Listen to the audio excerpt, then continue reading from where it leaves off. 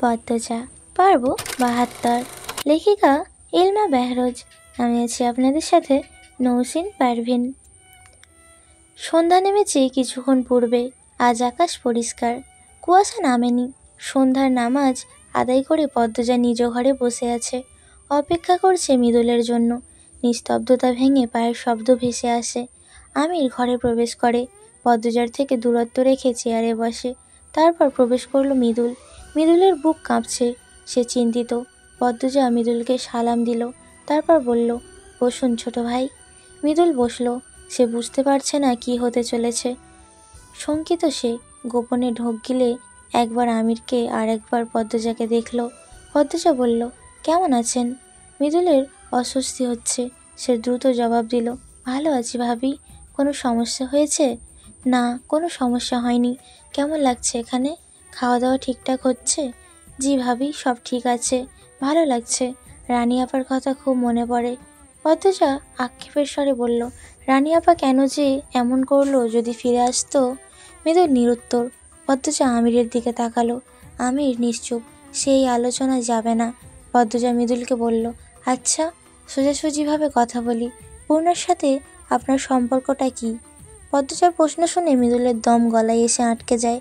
সামনে বড় ভাই আমির হাওলাদার, যাকে সে ভয় পায়, প্রশ্ন করছে পূর্ণার বড় বোন, যে বোনকে পূর্ণার সবচেয়ে বেশি ভয় পায় আর ভালোবাসে। এমন পরিস্থিতিতে যারা পড়েছে তারাই বুঝবে তখন কেমন অনুভূতি হয়। মৃদুলকে চুপ করে থাকতে দেখে পদ্মজা বলল, বলুন ছোট ভাই। মৃদুল বুক ভরে নিঃশ্বাস নিয়ে আবার ছাড়লো।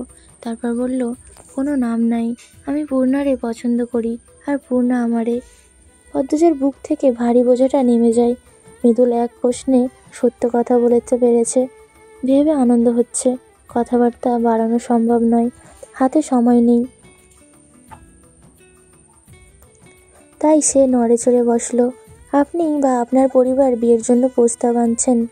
পূর্ণাকে বিয়ে করতে চান? মৃদুল আবারও আমির আর পদ্মজাকে দেখল। আমির তার দিকে এক ধ্যানে তাকিয়ে আছে।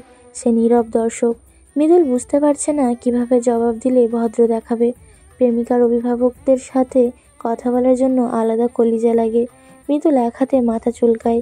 পদ্মজার কেন যেন হাসি পায়, কিন্তু চোখ মুখ গাম্ভীর্য ধরে রাখে। এই মুহূর্তে সে পাত্রীর অভিভাবক।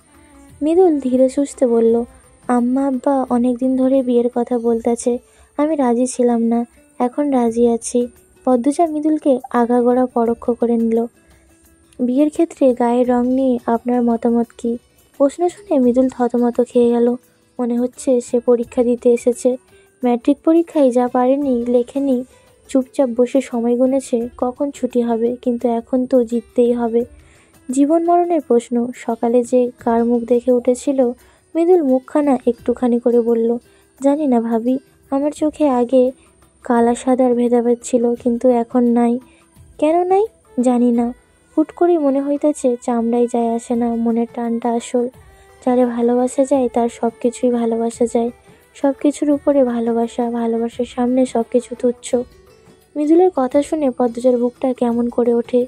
সে আর চোখে আমিরের দিকে তাকালো। আমিরও আর চোখে তাকায়। দুজনের চোখাচোখি হতেই আমির উঠে চলে যায়। মৃদুল ভ্যাবাচেকা খেয়ে গেল। বলল, ভাবি, ভুল কিছু কইছি? ভাই যে রাগ কইরা চলে গেল। পদ্মজা লুকানো যন্ত্রণা হজম করে নিয়ে বলল, ভালো কথা বলেছেন, আমি কথা বাড়াবো না। পূর্ণাকে বিয়ে করতে ইচ্ছুক হলে দ্রুত নিজের বাড়ি ফিরে যান, অভিভাবক নিয়ে আসুন। আমি আমার বোনকে বিয়ে দেব। আপনার পরিবার রাজি থাকলে আমার আপত্তি নেই। আমার বোন আমার দায়িত্ব। আমি চাই না সে বিবাহিত বহির্ভূত সম্পর্কে দীর্ঘদিন থাকুক। আশা করি দ্রুত সব কিছু হবে। মৃদুল খুব অবাক হয়। সে ভেবেছিল পদ্মজা রাজি হবে না। তাকে রাজি করাতে অনেক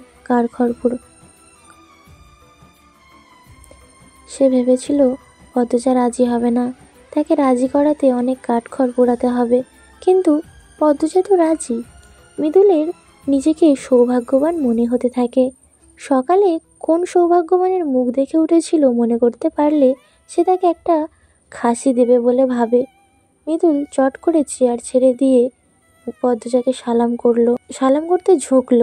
পদ্মজা আকস্মিক ঘটনায় হতভম্ব হয়ে যায়। সে দ্রুত বিছানার উপর পা তুলে ফেলল আর বলল, আস্তাগফিরুল্লাহ। ছোট ভাই, আপনি আমার বড়। মৃদুল আনন্দের আত্মহারা, তার মধ্যে প্রবল উত্তেজনা কাজ করছে। কি করবে না করবে বুঝতে পারছে না। এত দ্রুত হুট করে এমন সুন্দর প্রস্তাব পাবে সে ভাবেনি। ঠোঁটে হাসি রেখে বলল, আমি শনিবারেই বাড়িতে যাব, রবিবারেই আম্মায় আব্বারে নিয়ে আসবো, আপনি চিন্তা করেন না। মৃদুলের নিঃশ্বাস শোনা যাচ্ছে, সে ভীষণ উত্তেজিত বোঝাই যাচ্ছে। পদ্মজা পানি খেতে বলল। মৃদুল পানি পান করে, তারপর বলল, আসি ভাবি, যান, আল্লাহ আপনার ভালো করুক। মৃদুল তাড়াহুড়ো পায়ে বেরিয়ে যায়। পদ্মজা হাসে। মৃদুল একদম পূর্ণার মতো, ছটফটে, চঞ্চল। আমির জানালার ধারে দাঁড়িয়েছিল। পদ্মজাকে হাসতে দেখে তার ঠোঁটে হাসি ফুটে ওঠে। ধীর পায়ে জায়গা ত্যাগ করে বারান্দায় গ্রিল ধরে দাঁড়ায়। দূর আকাশে চোখ রেখে কি যেন ভাবে। তখন রিদওয়ান আসে। আমিরকে জানায় শুক্রবারে সমাবেশ হচ্ছে না। আমির প্রশ্ন করল, কেন? শীতে কাপড় এখনো আসেনি, কাল দিন পরই শুক্রবার। আব্বার কাজই এমন, ভাগ্য ভালো গ্রামবাসীকে আগে দাওয়াত দেওয়া হয়নি, শুধু চেয়ারম্যানদের দেওয়া হয়েছিল। সমাবেশ যে হচ্ছে না তাদের জানানো হয়েছে। হয়েছে। তুই কি আমার সাথে বের হবি? আমি অন্যদিকে যাব। রাতের ঘটনা শুনলাম, আরভিদের লাশটা কি করা হয়েছে? যা করা হয় তাই করা হয়েছে। বাঁচানোর চেষ্টা করা হয়েছিল, অতিরিক্ত রক্তক্ষরণের জন্য সম্ভব হয়নি। আমি ঘুমে না থাকলে এমন কিছু হইতো না। আমিরের মেজাজ বিগড়ে যায়। বলল, তো ঘুমালি কেন? তুই বউয়ের প্রতি দরদ দেখিয়ে আমাদের দলের একজন বিশ্বস্ত শক্তিশালীকে হারালি। আমির কিছু বলল না। রিদওয়ান বলল, পদ্মজের বুকেও ডর ভয় নাই, সব তোর দোষ। আমির ক্রোধ নিয়ে বলল, আমার সাথে গলা উঁচিয়ে কথা বলবি না। কি করবি, মারবি? মার।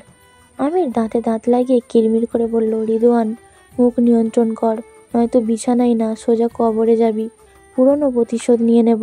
রিদওয়ান আমিরের দিকে অগ্নিদৃষ্টি ছুড়ে দিয়ে চলে যায়। আমির গ্রিল খামচে ধরে, তার কপাল থেকে ঘাম ঝরতে থাকে। রেগে গেলেই তার কপাল ঘামে। ফরিনার ঘর অন্ধকারে ডুবে আছে। মুজিদ হাওলাদার আলাদা থাকেন। পদ্মজা ঘরে ঢুকে আগে হারিকেন জ্বালালো, বিছানার এক কোণে রেখে ফরিনার পাশে বসলো। ফরিনা ঘুমাচ্ছেন, নিঃশ্বাস নিচ্ছেন ঘন ঘন। দেখে মনে হচ্ছে কেউ রুহুর গলা চেপে ধরে রেখেছে। ফরিনা নিঃশ্বাস নেওয়ার জন্য ছটফট করছেন। পদ্মজার বুকটা ব্যথায় ভরে ওঠে। সে ফরিনার চুলে বিলি কেটে দেয়, আর এক হাতে ফরিনার এক হাত ধরে শক্ত করে রাখে। হাত দুটো নিস্তেজ নরম, যেন মরে গিয়েছে। পদ্মজার কষ্ট হয়। মনে পড়ে প্রথম হাওলাদার বাড়িতে প্রবেশ করার কথা। কত মানুষ ছিল। লাবণ্য বিলেত পড়তে চলে গেল।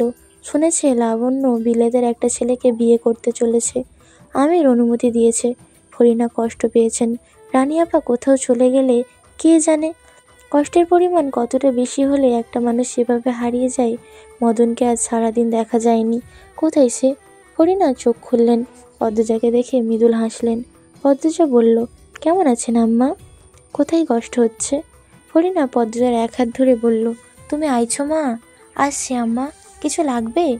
ফরিনার কথা বলতে খুব কষ্ট হয়। সারা শরীরে আগুন পোড়া জ্বর।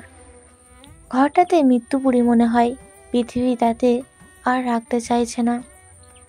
পৃথিবী তাকে আর রাখতে চাইছে না, ঠেলে যেন সরিয়ে দিচ্ছে অজানা জগতে। তিনি সময় নিয়ে বললেন, কিছু লাগবো না মা, তুমি আমারে ধারে থাহো।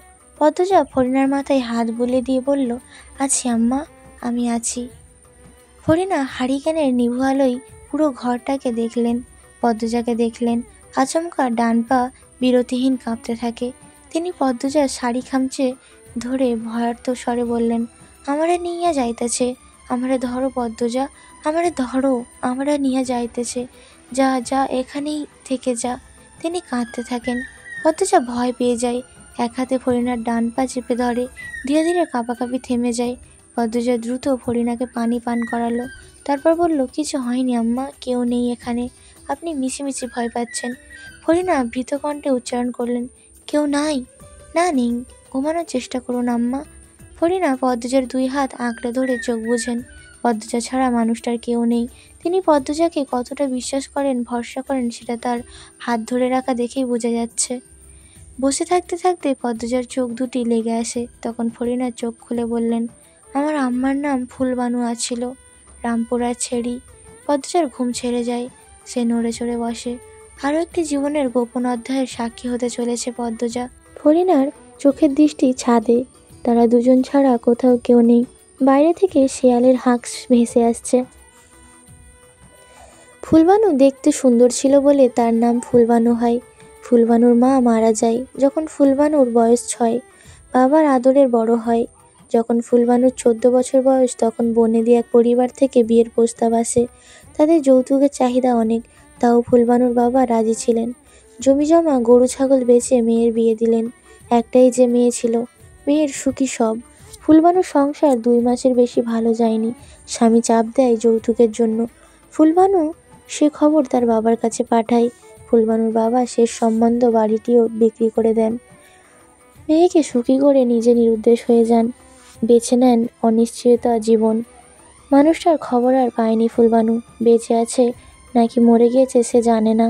বিয়ের বছরখানেকের মাথায় জন্ম হয় ফরিনার। ফুলবানুর শ্বশুরবাড়ির অপেক্ষায় ছিল ছেলের আশায়। মেয়ে দেখে তারা কপাল কুঁচকায়।